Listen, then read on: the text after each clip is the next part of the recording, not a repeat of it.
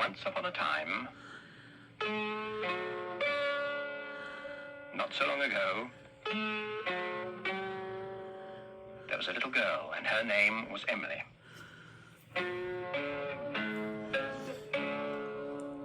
And she had a shop. There it is. It was rather an unusual shop because it didn't sell anything. You see, everything in that shop window was a thing that somebody had once lost, and Emily had found, and brought home to Bagpuss.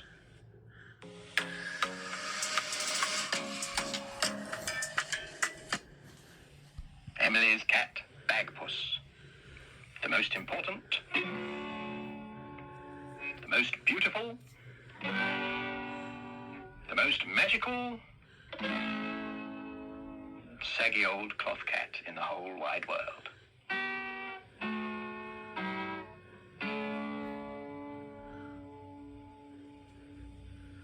Well now, one day Emily found a thing.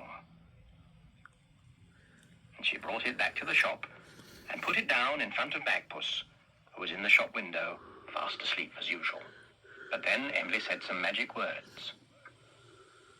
Bagpuss, dear Bagpuss, old fat furry catpuss, wake up and look at this thing that I bring. Wake up, be bright, be golden and light. Bagpuss, oh hear what I sing.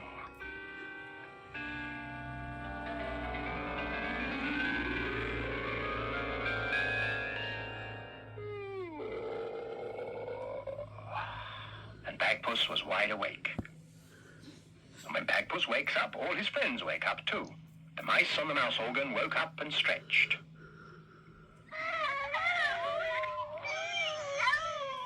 Madeleine, the rag doll. Gabriel, the toad. And last of all, Professor Yaffle, who was a very distinguished old woodpecker. He climbed down off his bookend and went to see what it was that Emily had brought.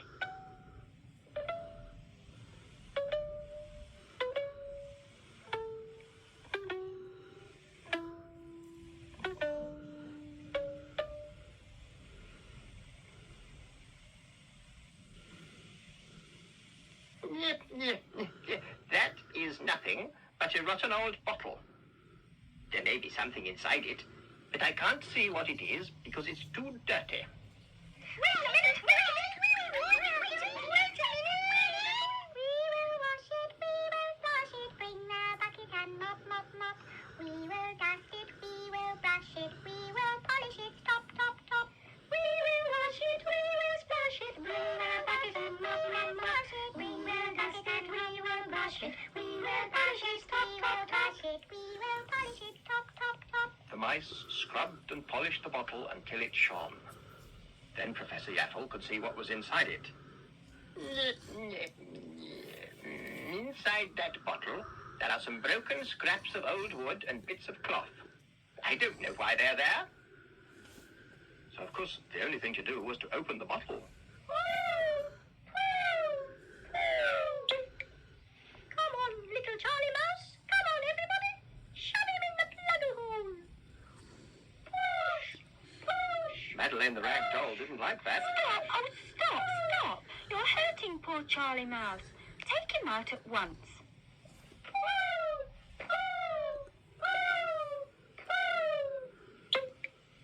That's right.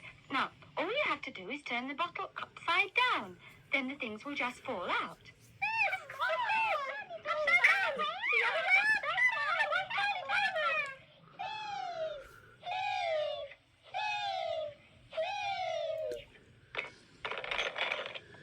There are the things, look. Just a heap of scraps. Now I wonder what that lot was doing in a bottle. That was once a ship. A ship in a bottle. Bagpuss was amazed. A ship? In a bottle? There's what's it doing in a bottle? Where could it sail to? Who could possibly sail in it? It would be much too small. Oh, I don't know. I've heard of some very small ships. I know of a ship that had mice for sailors.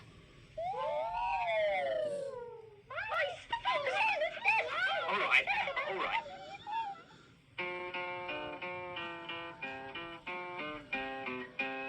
I saw a ship a-sailing on the sea, and over it was laden with pretty things for thee. There were comforts in the cabin and apples in the hold. The sails were made of silk and the masts were made of gold. The 24 sailors that stood between the decks were 24 white mice with chains around their necks. The captain was a duck with a packet on his back, and when the ship began to move, the captain said quack, quack. Quack, quack. What a silly song. No, it's not a silly song. It's a nice song. My nice song. Well, I think it's a silly song. It doesn't even make sense.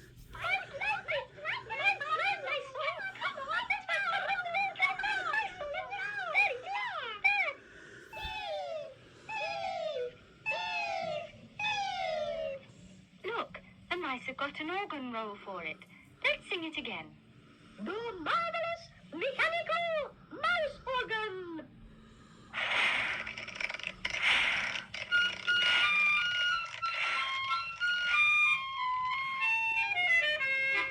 I saw a ship a-sailing on the sea, and over it was laden with pretty things for thee.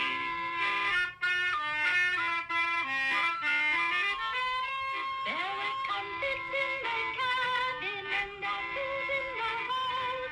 The sails were made of silk and the masts were made of gold. The 24 sailors that stood between the decks were 24 white mice with chains around their necks.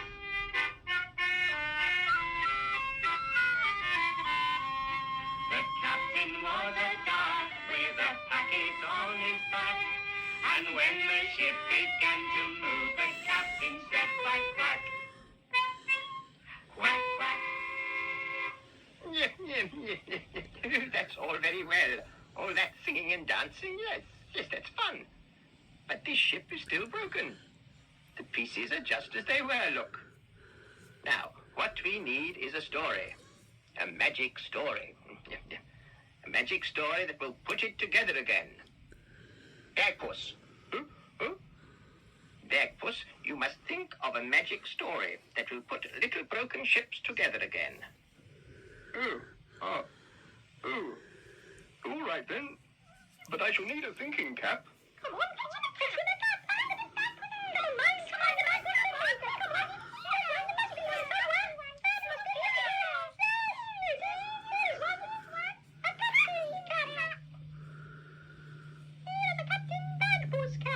Oh, yes, my old sea captain's cap. Yes, I can think in that. Thank you. So Bagpuss thought. He thought so hard, his thoughts appeared like magic. Go all in. Buy any 2 Ferrero brands for your chance to win $1 million. Generate a female model. Make her happier, more...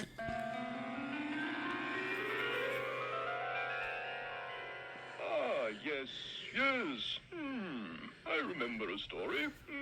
It all happened a long time ago, when I was a sea captain and sailed the 7 seas. I steered my stout 2-masted ship before the western breeze. One day, the breeze forgot to blow. The sea was still, the day was fine. Without a wind we could not go, so I fetched up my rod and line and settled down to fish. As well, there was nothing else to do, you know. When the wind doesn't blow, the ship doesn't go. But I was Captain Bagpuss. I knew the thing to do. I tied a pearl to the end of the string and baited it with glue. That way I caught a mermaid. A pretty child was she. She sat on my lap in the bosun's cap, and we all drank China tea. We talked for a while, and I said with a smile, "May I ask you a favor, dear, please? If I give you this pearl, will you be a good girl and send us a westerly breeze?" Delighted, she cried, and jumped over the side, and she dived with a flick of her tail. But the breeze that she sent was not quite what we meant, for she sent us a terrible gale. The poor ship was tossed, and some pieces got lost, and the wind blew away our best sail. And then came a thump and a crash and a bump, just as if we'd tripped over a whale. It wasn't, of course, it was something far worse. We had hit this great island of rocks. And our ship was all smashed, and we were all dashed on the shore without any dry socks. The storm ended at last, and the mermaid came past, and she said she was ever so sorry. But it wasn't too tragic, she'd do some more magic, and we would have no need to worry. Then all of the mermaids, for miles all around, went diving and swimming until they had found every piece of our ship from the keel to the tip, and laid them all out in a heap on the ground. Then the mermaids began a most beautiful song. The song they were singing was magic and strong. The effect was unusual but true. For the pieces of ship began to jump and to skip. And soon they were dancing and waltzing and prancing and twirling and whirling and squeaking and creaking and stringing and ringing and fitting together in time with the measure. Till when it was ended, the whole thing was mended. The ship was as perfect as new. Did the magic work? There was the ship beside the bottle. Quite perfect.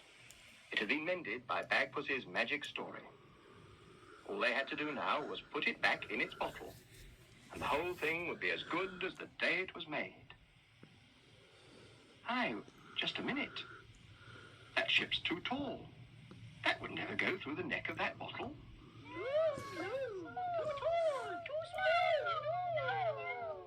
Yep.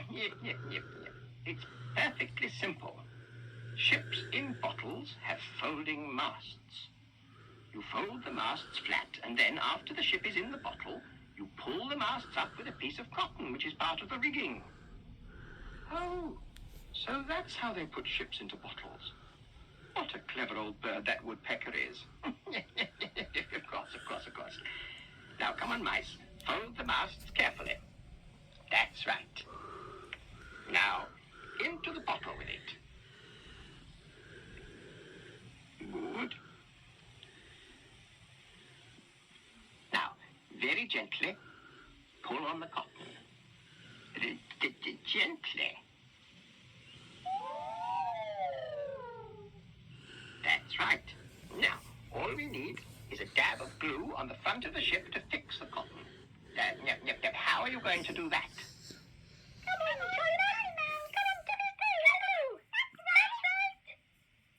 Very good. Now put in the cork, and it's done.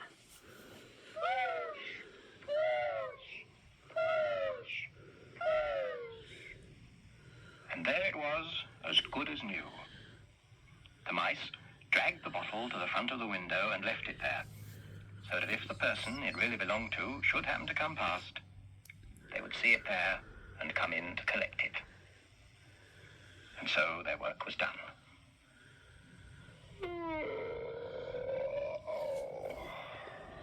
Bagpuss gave a big yawn and settled down to sleep. And of course, when Bagpuss goes to sleep, all his friends go to sleep too. The mice were ornaments on the mouse organ. Gabriel and Madeleine were just dolls. And Professor Yaffle was a carved wooden bookend in the shape of a woodpecker. Even Bagpuss himself, once he was asleep, was just an old, saggy cloth cat. Baggy and a bit loose at the seams. But Emily loved him.